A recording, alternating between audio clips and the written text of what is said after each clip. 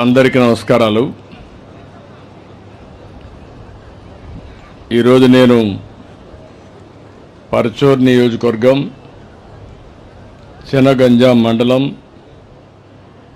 కొత్తపల్లి గ్రామానికి వచ్చాను. కొత్త గొల్లపాలెం గ్రామానికి వచ్చినప్పుడు నాకు ఘన స్వాగతం పలికిన సోదరిమణులందరికీ పేరు పేరున మనస్ఫూర్తిగా నమస్కారాలు. ఇది ఒక తీర ప్రాంతం. ఎప్పుడు కూడా చినగంజాం అనేది తెలుగుదేశం పార్టీకి ఒక బలహీనమైనటువంటి మండలం. ఇది నేను 40 ఏళ్ళుగా చూస్తున్నాను. అయితే కొత్త గొల్లపాలెం మాత్రం తెలుగుదేశం పార్టీకి కంచుకోట. మొన్న కూడా 80% ఓట్లు ఇక్కడ వేశారు. మొట్టమొదటిసారిగా ఈ మండలంలో కూడా మెజారిటీ 5,000 ఓట్లు వచ్చాయి. అంటే గాలి మారతా ఉంది. అందుకే మొన్న మీరు చూసినప్పుడు ఈ రాష్ట్రంలో జరిగిన అరాచకాలను అరికట్టడానికి ఆ రోజు జనసేన అధినేత పవన్ కళ్యాణ్ గారి మిత్రులు, నేను, బీజేపీ ముగ్గురం కలిసి పోటీ చేశాం.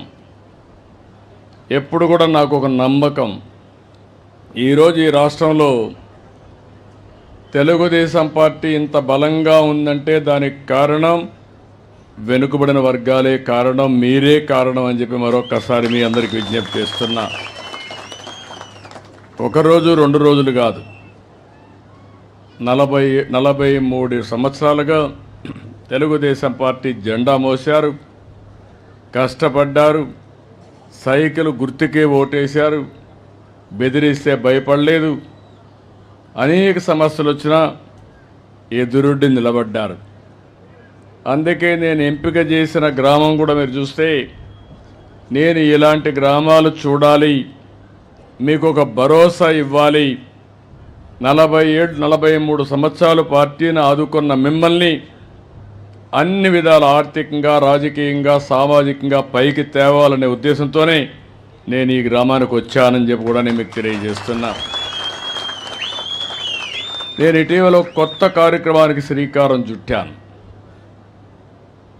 నెల వస్తే, మొదటి తారీఖు వస్తే ఆఫీసర్లు కానీ, రాజకీయ నాయకులు కానీ అందరం కూడా మొదటి తారీఖు వచ్చిందనుకుంటాం, జీతాలు తీసుకుంటారు, హ్యాపీగా ఉంటారు.